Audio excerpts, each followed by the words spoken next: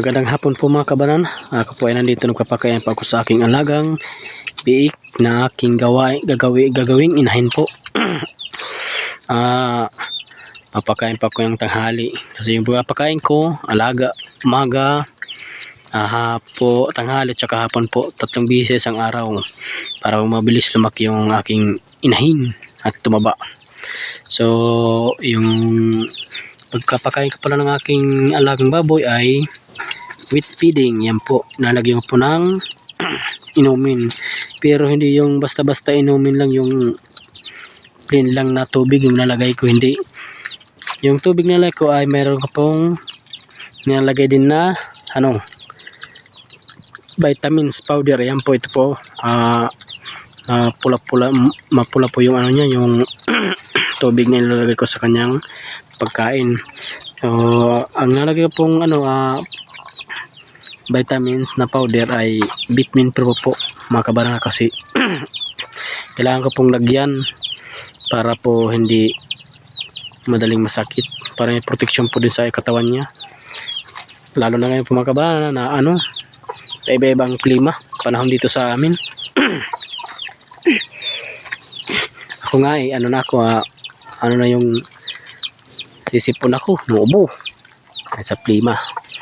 So ito po ay mga kabana, ito po ang nilalagay kong pinapainom ko, nalagay ko sa pagkain ng aking alagang baboy na gagawin pong inahin, para po at least mayroon pong sapat po yung sustansya o vitamin sa kanyang katawan para hindi siya madaling madapo ng sakit mga kabanana. Yan po mga kabana, ang bilis niyang kumain mga kabanana, no? So mga kabanana, sa lahat po ng mga viewers ko po dyan na kaibigan ko sa aking YouTube channel, magandang tanghali po ulit sa inyong lahat.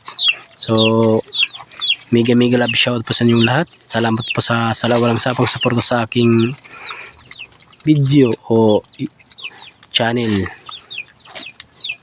Mga video ko pong na-upload sa aking YouTube channel po, and thank you very much po. Yan po, ang bilis kumain. Ganadong ganado kahit iba-ibang panahon dito sa amin mga kabanana. Bilis kumain dahil po sa sapat po ang minibigay kong pagkain, sapat po ang nakukuha niyang vitamins sa kanyang katawan. Itong vitamin pro po mga kabanana na dinahalo ko po dito, meron po itong vitamins, mineral, probiotic po mga kabanana.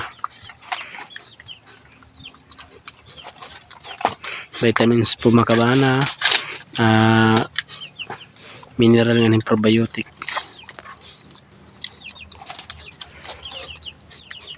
Dalawang pa lang po ito sa kabanana. Mura rin kinuha ko dun sa may-ari.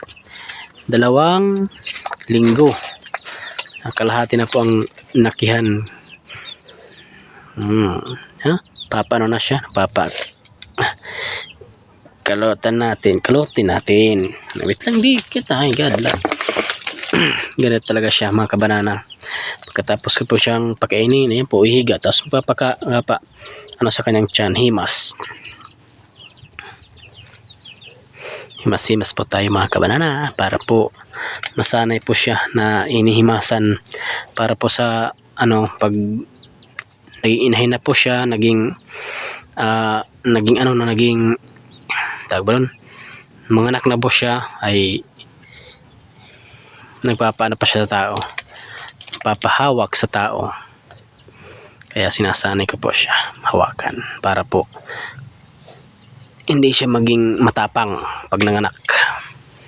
Diba, Dick? Okay na, Dick? Sige.